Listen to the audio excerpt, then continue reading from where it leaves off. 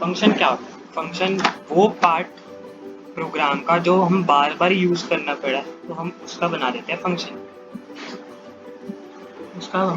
Function, ताकि हमारा जो साइज जो है कोड का वो कम हो सके, रीराइटिंग जो है हम अवॉइड कर सके, और जो रीयूजेबिलिटी है वो हम इम्प्रूव करें और डेवलपमेंट भी आसान कर सके। तो इसलिए हम बनाते हैं फंक्शन।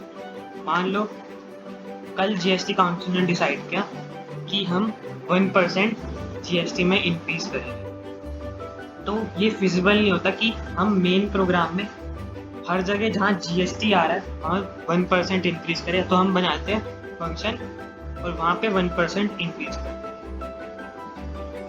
तो ये होता है यूज हमारा फंक्शन।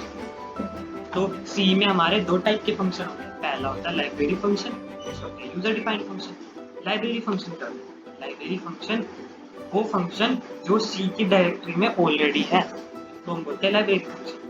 और वो फंक्शन जो प्रोग्रामर बनाता है अपने लिए, इसको हम बोलते हैं user defined function. User defined function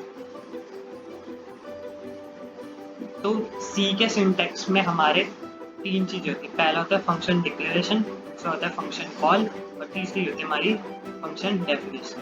function declaration क्या होता है? फंक्शन डिक्लेरेशन जैसे हम वेरिएबल डिक्लेयर करते हैं ऐसे ही हम क्या फंक्शन को डिक्लेयर करते हैं। फिर आता है हमारा function definition. Function definition means वो एक्चुअल कोड जो हमें बार बार प्रोग्राम के अंदर चाहिए, उसको हम बोलते हैं फंक्शन डेफिनेशन। और तीसरा होता है हमारा फंक्शन कॉल, जहाँ जहाँ पे हमें चाहिए उसको हम बोलते हैं फंक्शन कॉल।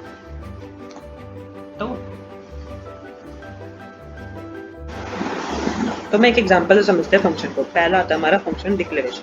फंक्शन डिक्लेरेशन में हम क्या करते हैं, पहले हम रिटर्न टाइप लिखते हैं। रिटर्न टाइप मान लो हमने ले लिया इंट, फिर हमने ले लिया फिर हम यूनिक नेम देते हैं फंक्शन। हमने ले लिया फंक्शन अंडरस्कोर नेम, फिर हम पैरामीटर्स पास करते हैं फंक्शन के अंदर। हमने ले लिया इंट एक्स, ये हमने डिक्लेयर कर दिया, फंक्शन को डिक्लेयर कर दिया। ये होता है हमारा फंक्शन डिक्लेरेशन का सिंटैक्स। फिर हम लिखते हैं फंक्शन डेफिनेशन। फंक्शन डेफिनेशन भी इसमें भी हम यही लेते हैं, पहले हम रिटर्न टाइप लेते हैं, हमने ले लिया इंट, फिर हम लेते हैं फंक्शन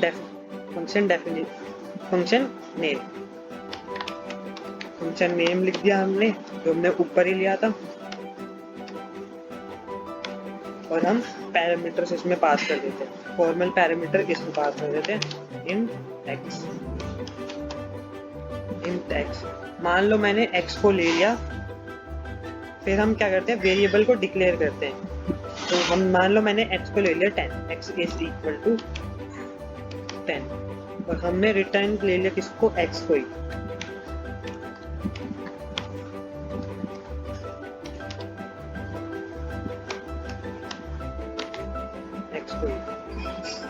रिटर्न ले लिया हमने x को ही।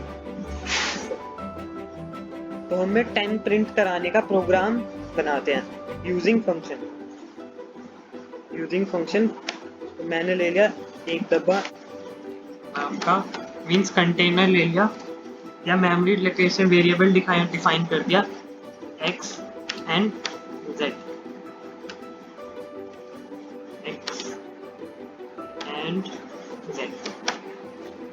और हम ले रहे हैं 10 प्रिंट कराना चाहते हैं using function.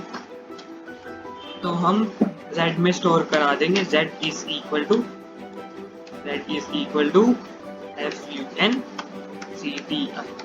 function underscore name. यहाँ पे हमने फंक्शन कॉल करा दिया, इसमें हमने z पास करा दिया, और हम प्रिंट ले लेते हैं फंक्शन को printf।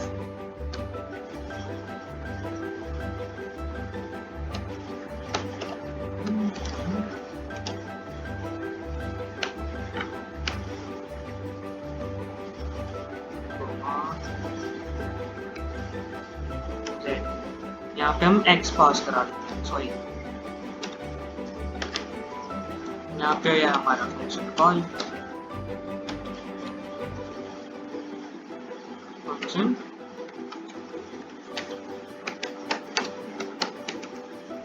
और हम एग्जीक्यूट कराते हैं प्रोग्राम को, हो गया हमारा 10 प्रिंट। फंक्शन डिक्लेरेशन और फंक्शन प्रोटोटाइप एक ही, जैसे हम वेरिएबल को डिक्लेयर करते थे वैसे ही हम फंक्शन को डिक्लेयर करते हैं। और जो पैरामीटर्स जो इसमें हम पास करते हैं इसको हम बोलते हैं फॉर्मल पैरामीटर्स। फिर हमने पढ़ा फंक्शन का, फंक्शन डेफिनेशन का सिंटेक्स। तो हम रिटर्न टाइप डिफाइन करते थे, तो फंक्शन लेते थे और पैरामीटर्स पास करते थे। जब कभी हमें डिक्लेयर करना था तो हम सेमीकोलन लगा देते थे यहाँ पे, और अगर हमें डेफिनेशन पास करनी थी तो हम return type, function name and parameters. और फिर हम वेरिएबल डिक्लेयर करते थे, जैसे कि हमने उसमें x = 10 डिक्लेयर करा था और x को हमने रिटर्न करा दिया था, फिर अब हमारा नेक्स्ट टॉपिक है कैसे हम एक्सेस कर सकते हैं फंक्शन को।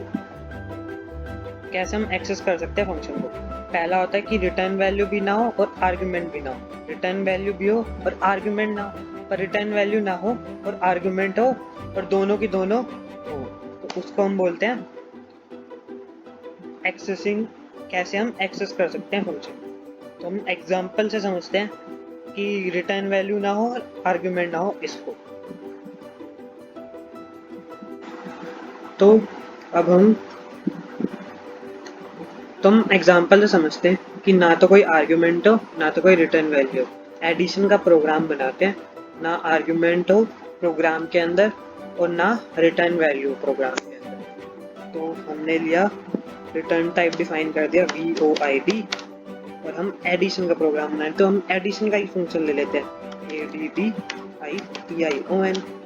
और इसमें हम कुछ नहीं पास कराते। तो हमने void एडिशन का प्रोग्राम बनाया, इसमें हमने कोई रिटर्न वैल्यू नहीं दे दी, तो हमने int a नाम का इंटीजर वेरिएबल डिक्लेयर करा दिया और b नाम का वेरिएबल डिक्लेयर करा दिया। a को हमने 10 दे दिया, b को हमने 20 दे दिया, और एक और वेरिएबल बना देते हम सम नाम का, जो कि इन दोनों का एडिशन करेगा a प्लस b। अब प्रिंट करा दिया प्रिंटफ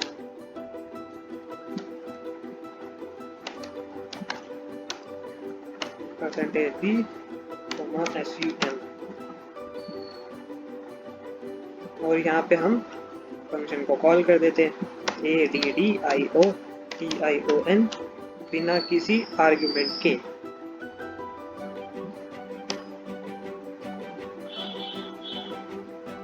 आंसर हमारा 30 आ गया।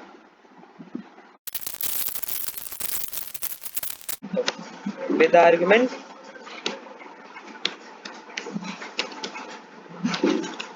बोल्ट में लिखेंगे, विद आर्गुमेंट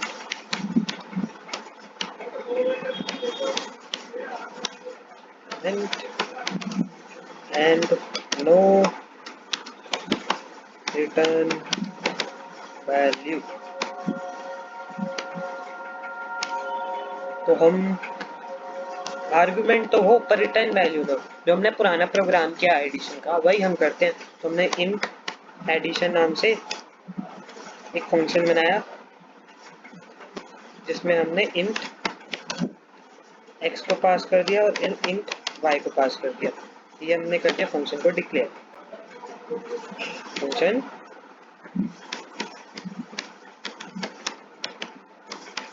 डिक्लेयर DEC लिखेंगे हम, DEC। तो हम लेंगे int a ले लेते हैं जिसमें हम 10 स्टोर करा देते हैं, और b ले लेते हैं जिसमें हम 20 स्टोर करा देते हैं,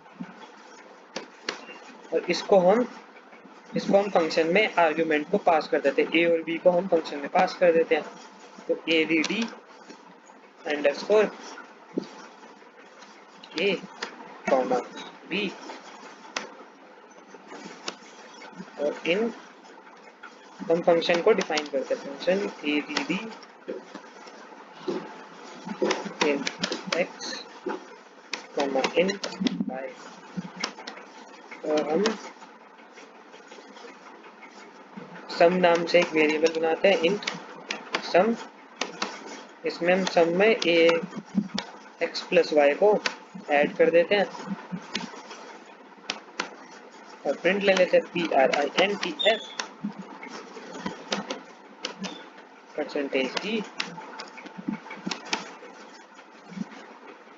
%d कॉमा SUN। तो हमारा 30 प्रिंट हो गया। और आर्ग्यूमेंट भी पास कर सकते हैं, आर्ग्यूमेंट भी पास कर सके फंक्शन में।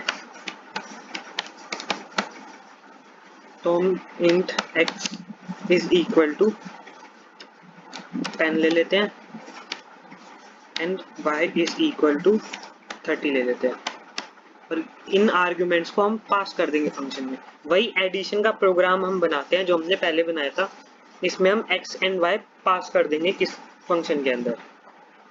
तो हमने फंक्शन बनाया, इंट फंक्शन को डिक्लेयर करते हैं int add tion underscore int x ले लेते हैं, इंट y ले लेते हैं। यहाँ पे हमने फंक्शन को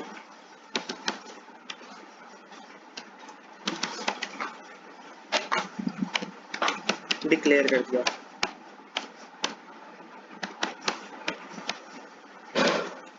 DEC बस।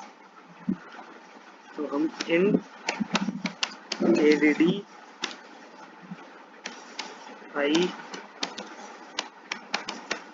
tion int x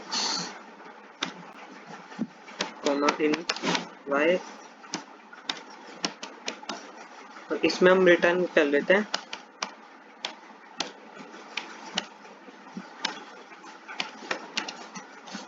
x plus y को। तो हमने एडिशन नाम से प्रोग्राम बनाया, अंडरस्कोर हम फिर बोल रहे अंडरस्कोर लगाया। तो हम एडिशन में AADITION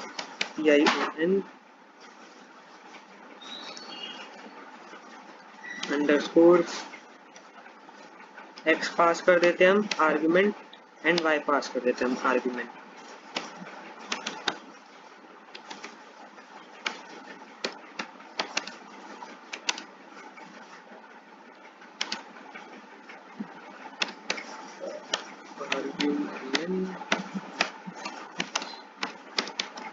को पास कर देते हैं, x को पास कर दिया हमने, मीन्स 10 हमने इसके अंदर पास कर दिया, 30 हमने इसके अंदर पास कर दिया और हम प्रिंट ले लेते हैं इस फंक्शन को एक वेरिएबल में। तो इन सम नाम से हम एक वेरिएबल बनाते हैं, उसमें हम प्रिंट ले लेंगे इन SUM और हम प्रिंट ले लेते हैं सम से इस एडिशन को, sum is equal to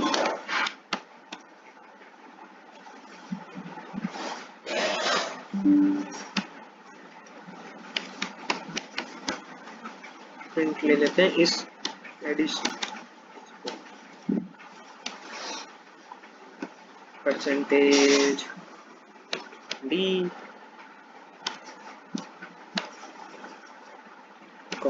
SUM। तो आंसर आ गया हमारा 40।